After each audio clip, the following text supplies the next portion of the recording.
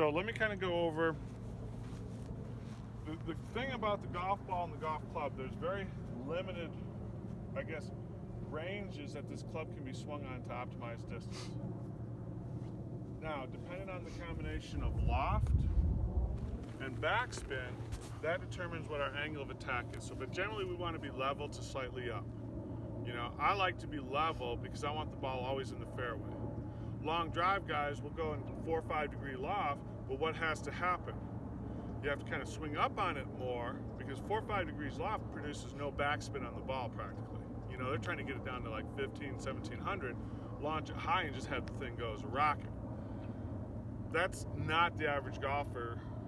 So I like to see things more level, 1, 2 degree up, because the more we start going up, that face is going to open and close, and then that ball is going to go sideways. You know, I look at, let the engineers design the low spin drivers, and let's work with how they're designed. Let's not try to make an artificial adjustment with our body trying to make the club work. Okay, so that's my belief. That's the reason why I swing 10 and 10. I got this 10 and a half set to 10. I want everything balanced and kind of neutral. Okay, this is not a healthy spine, because what I'm going to do, I'm taking that spine, I'm just crunching the right side of it. So I want to build everything this way, and I can hit the ball pretty straight, because what we want the club to do is be within 3 degrees, this path into the ball. It could be a touch out, touch in, but it's only 3 degrees. Now when we take a look at that, I mean, that's so small, it's always think of it as straight. So the club has to be straight, path is pretty level to slightly up, and that face obviously then has to be perpendicular to that path in order to produce a straight shot. Now, working backwards on how this club is designed, it's designed to swing on this kind of path, and we call it a plane at this point right here. So this is where the wrist extension and flexion happens, because that is able to deliver that club very simply. Okay, so part of the reason to use the right hand is more effective is because this has more speed. Talking about the hammering motion. Okay, instead of hammering awkward angles to that nail, I'm going to bend the nail.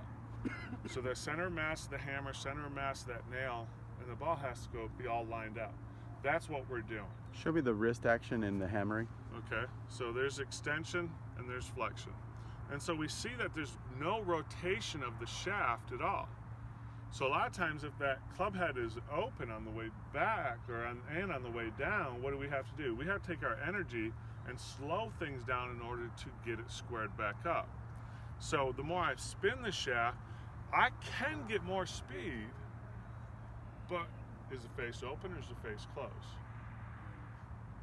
Yeah, so that's where we kind of say, I'm at 95%, but there's still room for more speed, but I have to then change the technique and which one is more advantageous for playing. That's for you guys to decide what you want, okay? So, we can load up the body a couple different ways, okay? I could load up more on just kind of staying more on my left side.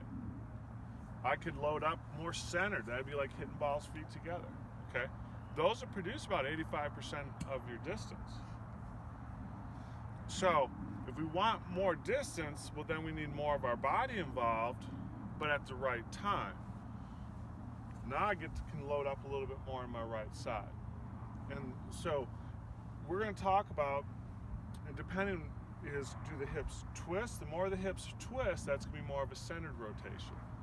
The more the hips you kind of squat into this right leg, that's more of the load, so that way you can go faster into the ball. But that may not work with your particular style. So that's where we got to kind of talk about it. The speed, and obviously you guys, it's kind of surreal, you guys, you know, because I'm not used to the whole, everyone's watching my videos, talking to me about it. It's like, yeah, okay. It's just, to me, it's still kind of surreal. Okay, so it's really cool. So I'm very humbled with it. So when we look at speed, and what we did is, faster the club moves, farther the ball goes.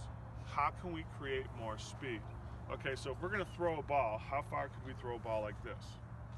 Exactly. Okay, so keeping the elbows close on the backswing makes no sense at all. Okay? So people say, well, it's a flying right elbow. No, I totally loaded up this pack. I'm going to throw the ball.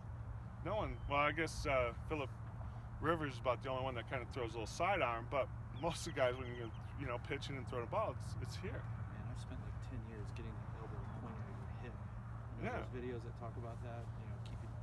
Oh yeah, I mean, there's more teaching aids, and I had stuff, and elbows together, and all this stuff, and it's just biomechanically, it's not how we work. So, what do I want to say? Can you swing too long? Not Sure. if you can control it. Right. Not if you can control it. So that's the question: is what can you control? I actually would want your swing to kind of. We're going to talk about your swing to kind of get a little bit more control at the top. It's a little too soft. Okay, John, we got to get that swing way up